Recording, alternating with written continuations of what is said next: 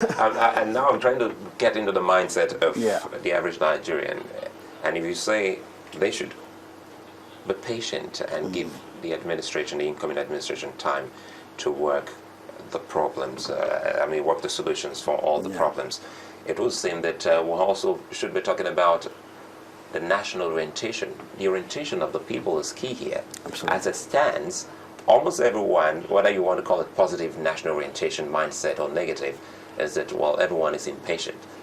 Are you also thinking towards a rebirth of our patriotism spirit or national orientation? Absolutely, and it's overdue. And when I was growing up, much younger, I remember whenever they played the anthem, I had goosebumps. And whenever I saw the flag waving in the wind, I felt something different. I don't think the average Nigerian that's below the age of 30 today knows what that means. We need to bring it back. We need to take the National Orientation Agency, for example, out of the Ministry of Culture. This is not about wear Nigerian clothes. This is not about, we're talking serious business. We're talking about changing the mindsets of people. We're talking about changing from the age of 12, 14, giving them a sense of patriotism. It's something that is built in, it's not a choice they make, it's something they imbibe from when they are born. This is the country we have. This is the country we will live and die for. This is the country I'll carry a gun and fight to protect. And national orientation is very broad. It cuts across everything. Eagle Square, what do you expect when they do the changeover? Same stuff. Kids will come out, fly some flags, fall on the floor in different colors. This is important. People will ride motorcycles backwards. This is important. We did that to entertain the Queen when she came. But the Nigeria of today should be displaying first strike or concurrent strike capability armament. We should be showing that we're strong. We should be projecting regional power. We should be showing that technology, science and technology is working for us. The military-industrial complex is building the economy. We're creating jobs. Orientation is not just about, I love my country. Orientation is about everything across the board, even the way work is done, even in the channel studio, the way you set up for programs, the way you get things done, it's all over, including the politicians. Let's take you to security, because he's talked about security as well. He says, look, we've spoken a lot about it, but what would you like to see done about that?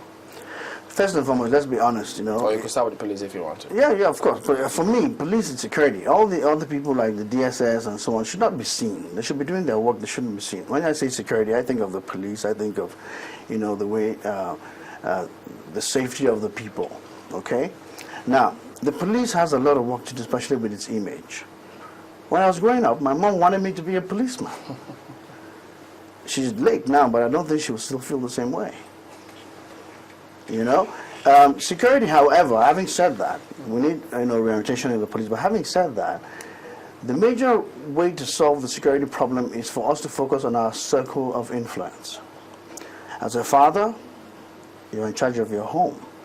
If you bring your kids up morally, you'll reduce the stress on the streets.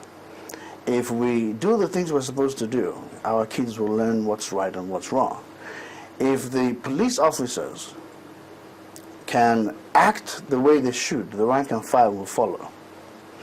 I wouldn't stand on the street harassing drivers in the evening if I knew that a senior police officer could be in one of the cars that's coming. Discipline has to be changed throughout the entire system. We also have to look at community policing, because this is important. Armed robbers is not written on their forehead, but they have relatives, they have cousins, they have uncles. This has to be done as well. And then finally, in terms of security, the whistleblower program should be put up, not just because of corruption, but I want to be able to come and if I notice something is wrong, tell the police, and will not be the first suspect. Because that's always been the problem. Absolutely. So no one wants to go to the police, because you never just go and come out. Something happens. The story continues. So that must change. And then make things easy for people. Don't give me a 12-digit number I can't remember. What is 0800653? Well, how would I remember that in a crisis? Go to the network companies, get a number. 0800, call the police. The way it's done everywhere else. I really won't let you go if you don't space it more on the military-industrial complex. Yeah. You just mentioned it, by the way. Yeah. The military prowess of a country also gives some sense of pride to a citizen. Absolutely. You see, I'll give you an example. The Nigerian defense industry was set up about the same time as the Brazilian one. The Brazilian one, I know, used to sell M1 tanks to the United States Army. They do all kinds of stuff. Part of the research they've had has been used by companies like Embraer, who have created new aircrafts and so on and so forth. But if I remember correctly, I think ours is remembered for salt, for football club, and for furniture. I mean, it's a failure in leadership. If the military is being run professionally, there's enough fallout from the research and development there that can help commercial enterprise. No country I know, Germany, England, America, no developed country I know has gone that far without the use and the values from the military-industrial complex. And we need to do that here as well. All right, Sam, well, to thank you very much indeed for coming on. I hope to see you in the days ahead. Sam Ikoku is a productivity consultant. Again, thank you for coming on today. Thank you very much. We'll be back after the break. Don't go away.